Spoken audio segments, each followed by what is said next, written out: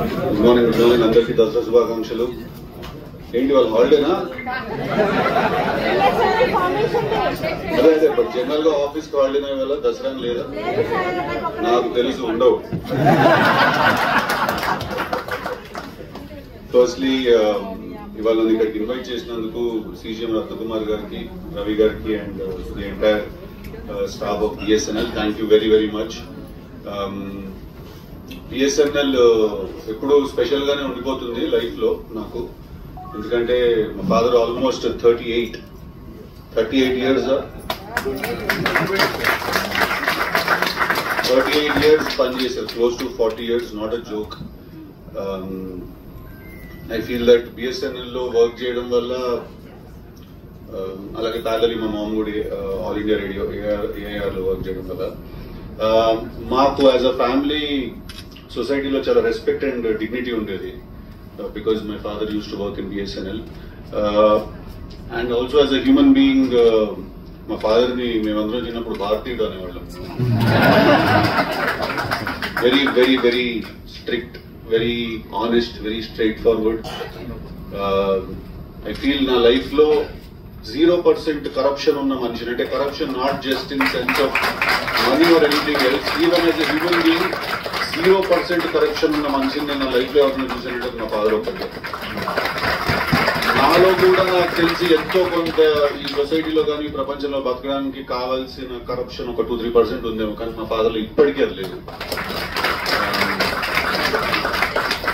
So I think I'm very glad that I was born to him and my mom. What ever నేను అన్నట్టు ఇందాక radio and telecom కలిస్తే, కాకపోతే రెండో audio communication, నేనేదో video communication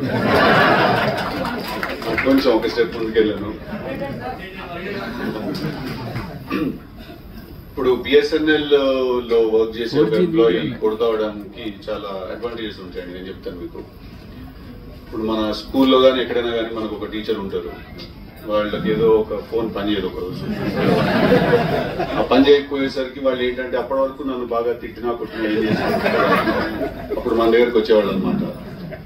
మనకు అప్పుడు అర్థమయ్యేది మా ఫాదర్ ఎంత తోపు. అప్పుడు తెలిసేది అనమాట వాళ్ళు ఏంటంటే, ఒకసారి please talk to your father అది అది అడిగేవాళ్ళు. సో ఎవరింట్లో ఏదైనా ప్రాబ్లమ్స్ వచ్చినా కూడా, ఫోన్లో ఏదైనా పని చేయకపోయినా కూడా నేను నా దగ్గరికి వాళ్ళందరూ వచ్చేవాళ్ళు. కాకపోతే వాళ్ళకి ఇంట్లో సిచ్యువేషన్ తెలియదు. మా ఫాదర్ డాడీ ఇట్లా ఒక చిన్నది ఏదో ఉంది అంటే, అకార్డింగ్ టు రూల్స్ వాళ్ళు అప్లై చేసి చెప్పేవాళ్ళు. ఎక్కడో అక్కడ ఎంతో కొంత పాపం నా కోసం చాలా రేర్ గా బెండ్ చేసేవాళ్ళు అనమాట. అది కూడా అస్సలు ఇష్టం లేకుండా చేసేవాళ్ళు. ఫేవర్స్ చేయడం కానీ ఫేవరెటిజం కానీ ఉండేది కాదు. ఒకసారి ఇలాగే మా కాలేజీలో చదువుకుంటున్నప్పుడు మా హెచ్ఓడి ఉండేవాళ్ళు, ఆయనకి ఇలాగే ఏదో ఒక బిఎస్ఎన్ఎల్ లో ఫ్యాన్సీ నంబర్ కావాలని అడిగారు ఆయన.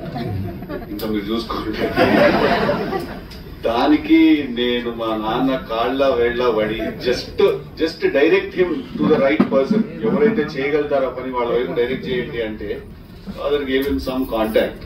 అండ్ ఆయన అతన్ని కలిసేసి వచ్చాక కాలేజ్ కి తిరిగి వచ్చి చెప్తున్నాడు, ఏంటి సిద్ధు మీ ఫాదర్ అంటే అందరూ అంత భయపడుతున్నారు.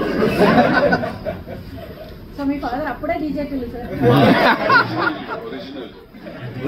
సో నాకు కానీ మా బ్రదర్ కి కానీ ఎప్పుడు చాలా ఒక రెస్పెక్ట్ ఇండైరెక్ట్ గా ఫీల్ అవుతూ ఉండేవాళ్ళం sir, to being Sons of Sai Kumar గారు.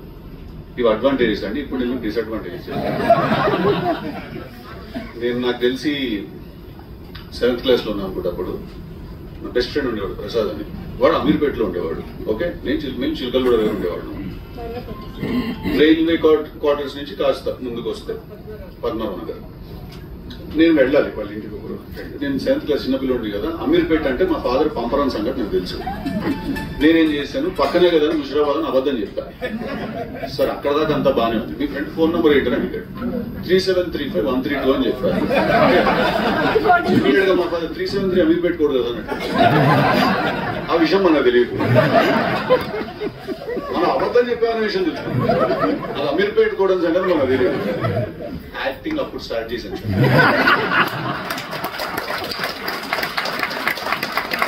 అవునా అమీర్పేట అదేంటి వాడు ముషిరాబాద్ అని చెప్పాడే అంటే మా డాడీ పిట చాలా చూసాం కూర్చోవాలి.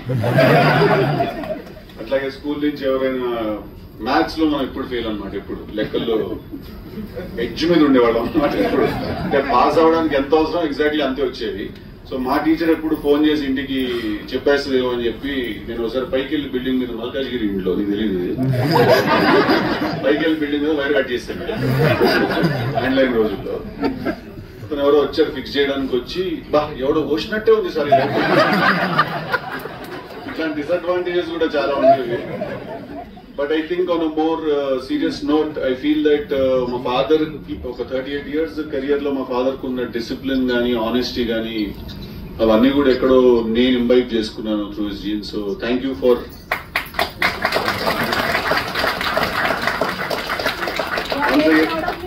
థ్యాంక్ యూ అండి, thank you very much. And I'm so glad that ఇవాళ ఇక్కడికి రాగలిగాను. BSNL Formation Day 25th Silver Jubilee celebrations ki I'm so glad I can be here. I think BSNL will always remain that one network that is consistently there in every nook and corner of the country. I think that ekkado oka chinna proud moment that ఏది పని చేసినా పని చేయకపోయినా ఎక్కడికి వెళ్ళినా BSNL మాత్రం పని చేస్తుంది. Consistently concentrating on substance and how to provide great network and first connection and communication to the entire country. And I think Father Jepnattu Mona Narendra Modi garu also Swadeshi 4G ni inaugurate cheyadam jarigindi. So I think it's the hard work of everyone who's here and through Telangana, through Andhra Pradesh, and through the country. It's a big network. And thank you again, CGM Gariki, Ratnakumar Gariki, and the entire staff for having me here today. Thank you. All the very best. Andarki happy Dasara. Andarki happy Diwali. Thank you. ఇక్కడ దాకా వచ్చాను కాబట్టి promotion ఉంటుంది blood లోపల కొంచెం నేను చేయలేను. October 17th కి తెలుసు కదా నా సినిమా రిలీజ్ అవుతుంది. డెఫినెట్లీ చాలా చాలా చాలా ఎంటర్టైన్ చేస్తుంది మిమ్మల్ని ఆ సినిమా. నాకు నమ్మకం ఉంది ఆ సినిమా మీద. Please watch it with your families.